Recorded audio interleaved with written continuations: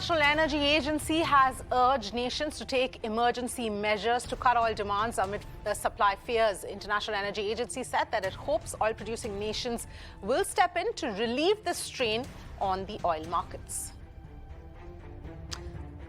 All right, let me go across to Professor Gulshan Sachdeva, former Director of Energy Studies at JNU, who's joining us on the broadcast. Thank you very much, Professor, for speaking to us. Your own sense of, where we are in terms of the entire oil market at this point in time. Now, of course, there are calls to cut demand amid the supply concerns. Well, as a turnout, all these sanctions were basically designed not to hurt energy trade. But what is really happening now is it's becoming quite clear that at least 3 to 4 million barrels per day of the Russian oil is going to be disrupted. So if that is the case, then of course a major trouble is there in the energy market. And this is what the latest IEA director, if you look at his full statement, what they are worried now. So what they feel is that in the next 3 to 4 months, they're going to be a kind of energy crisis.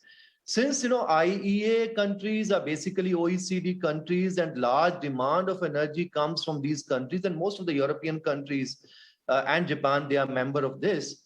So what they feel is, at least since there is going to be disruption, and of course, there are long-term plans which the European unions had now basically, worked out.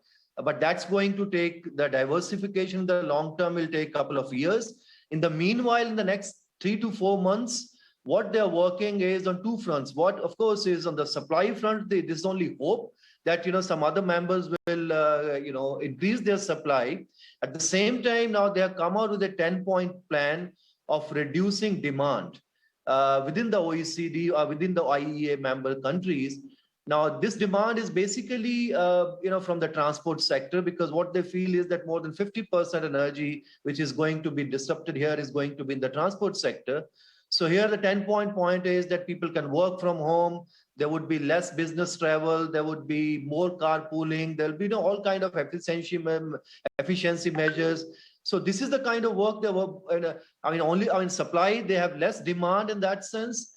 Less control over this, but they are now working long-term demand cut and efficiency and diversification at the same time. Next 3 to 4 months, how they can really cover this 3 to 4 million barrels per day of reduction, which is going to be there as a result of Russian disruption.